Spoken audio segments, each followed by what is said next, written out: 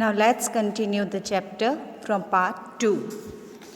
After some time, Princess September noticed that it has been quite long since her little bird left. She began worrying that something unfortunate must have happened to him, with all the hawks and traps that are out there for the little birds. She even began thinking of the possibilities of him forgetting about September, or that he might develop a liking for somebody else. How terrible it would be, she thought to herself. She only wished for him to come back to her safely. As Princess September was thinking about the bird, she suddenly heard a tweet tweet from behind her ear. She found the little bird sitting on her shoulder. She had come in so softly and without making a sound that she could not sense him sitting on her shoulder. The princess told the bird that she was worried about him. The bird, on the other hand, expressed that he was aware that the princess would be worried, and that was the reason he came back. He told her that he almost didn't come back that night because his father-in-law was hosting a party and no one wanted him to leave, but he came back only because he knew September would be worried.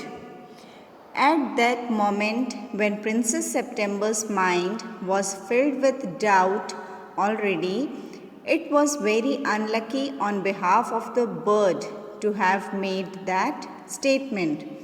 She felt her heartbeat getting faster and she decided to not to be exposed to any type of risk.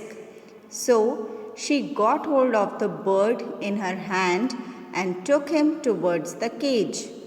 At first, the bird did not suspect a thing, but upon seeing the cage, he was shocked. September put him in the cage and locked him. At that time, the bird could not understand what was happening, but in a moment or two, he got into his senses, jumped onto the ivory perch, and asked September what was going on. He thought it was some joke she was playing with him. September told him that it was no joke and that she was worried about him as her mother's cats were supposed to be roaming around that night in search of prey. The bird agreed to stay inside the cage for only this time with a condition that she would have to let him out the next morning. The bird had a very fulfilling evening meal and began singing. He expressed that he did not feel like singing that night. September had no problem with that, and rather she advised him to go to sleep instead. Thus, he puts his head under his wing and went to sleep in about a minute. September too went to sleep. At sun up, she was forced to wake up by the voice of the bird, who was calling her in his loudest voice. He was asking her to wake up and let him out of the cage, so that he could have a good fly before the dew disappeared from the ground. But September told him that by staying in the cage, he was at an advantage. The little bird asked her to let him out. He even tried to slip out of the bars but failed. He even beat against the door, but the door didn't open. Meanwhile, the 8 princesses came in, and as they looked at the bird inside the cage, they appreciated September for taking their advice. They even told her that it was only a matter of days till he got used to the cage, and when he would completely forget about his freedom. The tiny bird remained quite in front of the 8 sisters, but when they went out, he began crying for his freedom. September asked him to stop being silly and understand that she was doing it because she liked him. She claimed to know it better than himself about what was actually good for him. She asked him to sing a song, for which he would get a piece of sugar. The little bird stood on the edge of his cage as he gazed at the blue sky. He did not sing a note. September explained to him that staying sad would do him no good. Rather, he should sing because it would make him forget about his problems. The bird expressed that it was nearly impossible for him to sing in a cage when he actually wanted to watch the trees, the lake, and the green rice that were growing in the fields.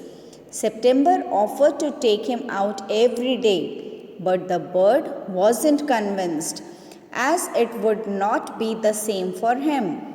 According to him, there was no pleasure in seeing the rice fields, the lake, and the willow trees through the bars of a cage. The bird refused to eat and he won't even sing. This made September a bit concerned, and she thought about taking advice from her sisters. Her sisters suggested that she should stay strong and unbothered. But September was worried that the little bird would die if he didn't eat. Her sisters thought it would be very unthankful of him because he must realize that whatever Princess September was doing was for his own good.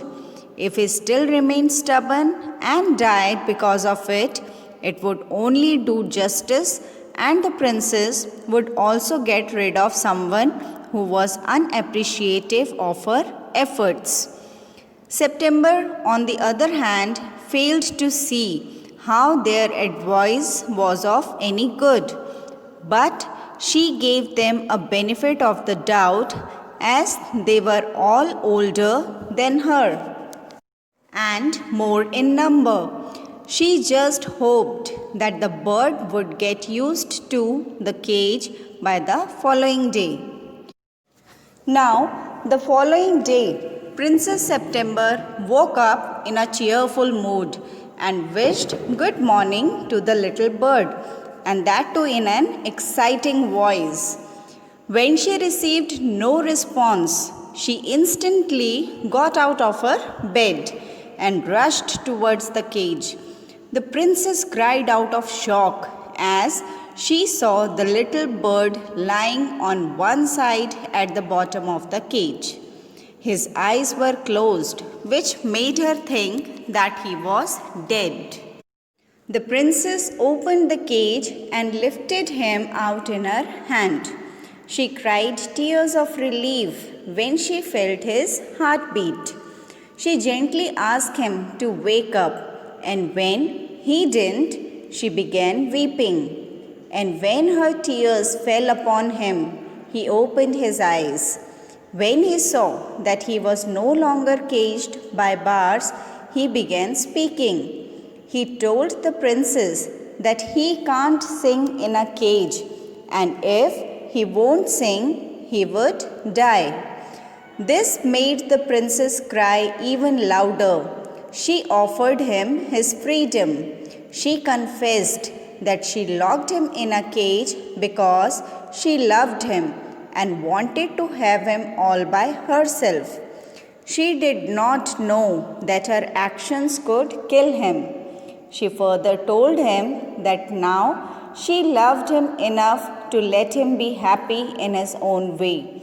She opened the window and softly placed the bird on the foot of the window. The little bird slightly shook himself.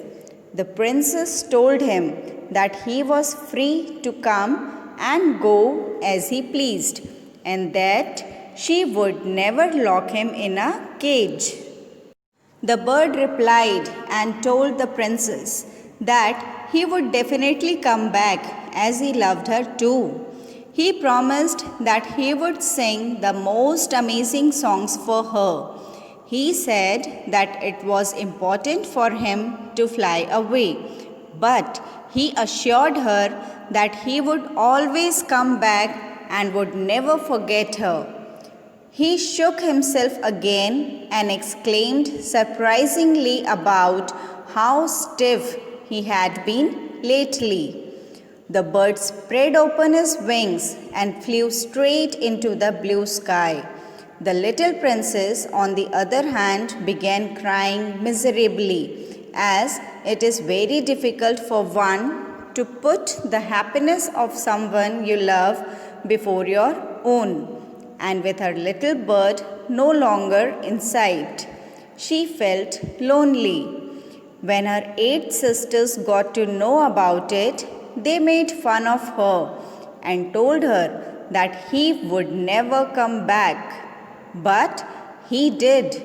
He would sit on September's shoulder and eat out of her hand. He sang the most loveliest songs for her that he had learned while he was flying above the fair places of the world.